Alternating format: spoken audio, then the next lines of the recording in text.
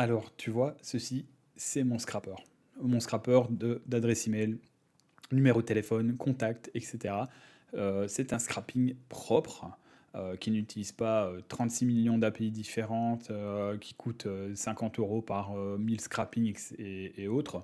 J'ai deux façons de le faire. J'utilise Python et ensuite j'utilise React dans un autre projet pour récupérer les résultats.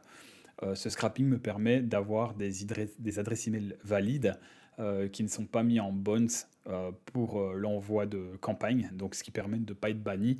Et j'utilise aussi 15 domaines différents pour envoyer mes emails avec du proxy résidentiel qui tourne constamment également. Donc c'est un scrapping à base de Google Maps. J'utilise pas l'API de Google Place ID non plus pour scrapper, sinon ça coûterait trop cher. Je pense que c'est 60 $ les 1000 requêtes.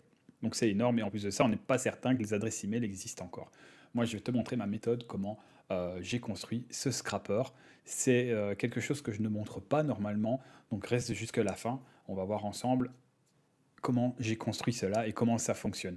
Parce qu'en plus du scrapping, il y a aussi toute la partie après d'envoi d'email, etc., qui est automatisée aussi. Donc là, je montre juste le scrapping.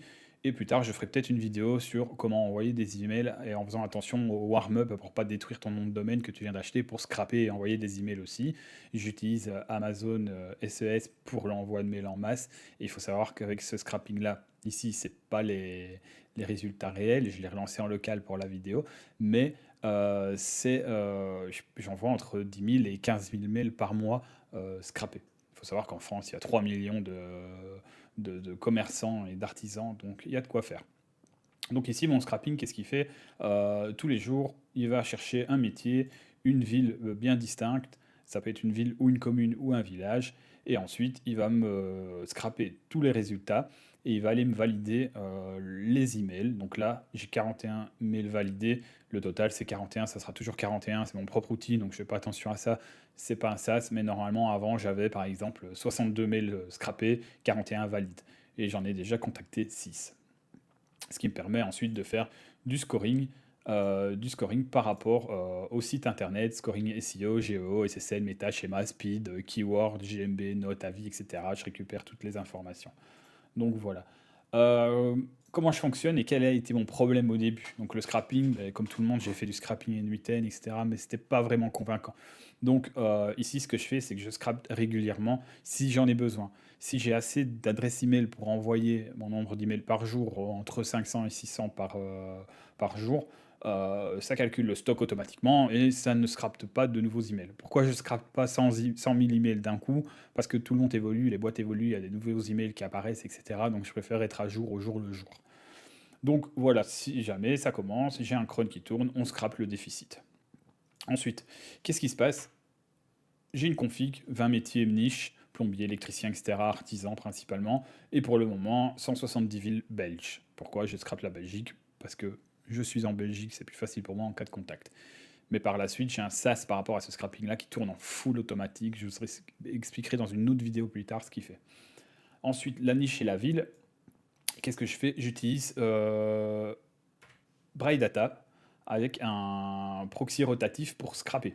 Donc ça veut dire quoi? Ça veut dire que mon scrapper change d'adresse IP constamment pour éviter que Google ne bannisse l'IP régulièrement. Donc ça permet de switcher d'IP en IP. Donc c'est Braille Data. Vous pouvez aller voir sur internet, Braille Data.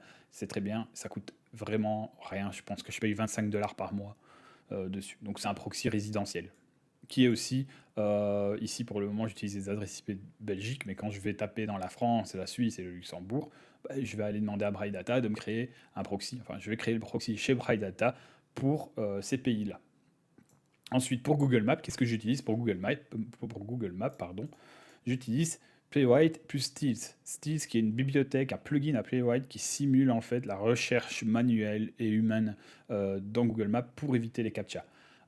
Ça permet d'avoir un temps aléatoire entre plusieurs recherches, etc. Donc, bibliothèque très puissante, plugin à Playwright.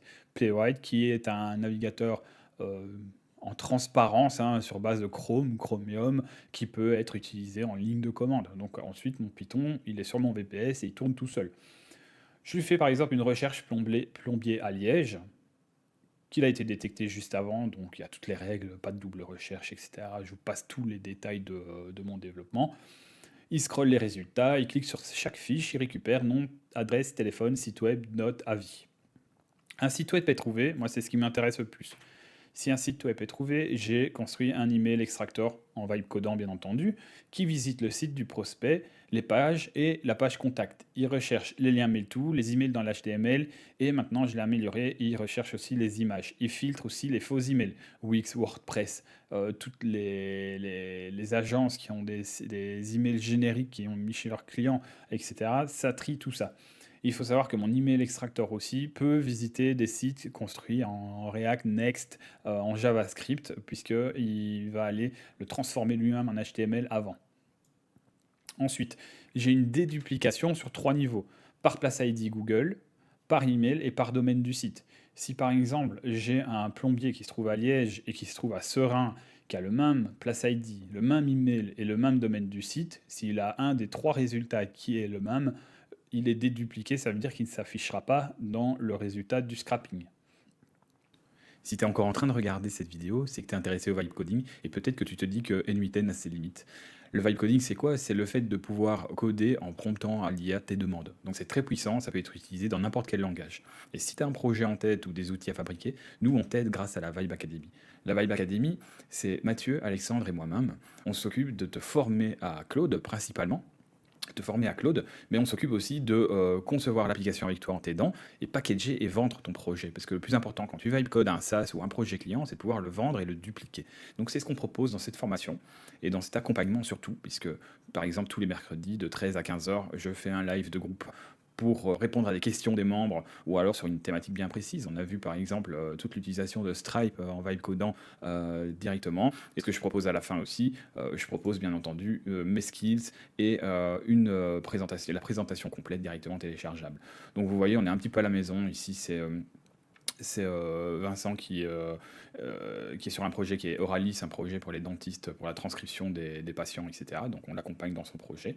Et bien entendu, tu auras accès à toute la base de données de connaissances de Mathieu, qui lui a plus de 2500 heures sur Claude, et qui va pouvoir vraiment t'accompagner et t'aider dans le développement et t'élever en puissance dans le vibe coding avec Claude. Donc voilà, si ça t'intéresse, le lien est juste dans la description. Et n'oublie pas, let's go vibe. Ensuite, qu'est-ce que fait mon email extractor? Il vient dans ma table PostgreSQL, Supabase, c'est pareil, dans ma table WO Prospect, et je stocke tout.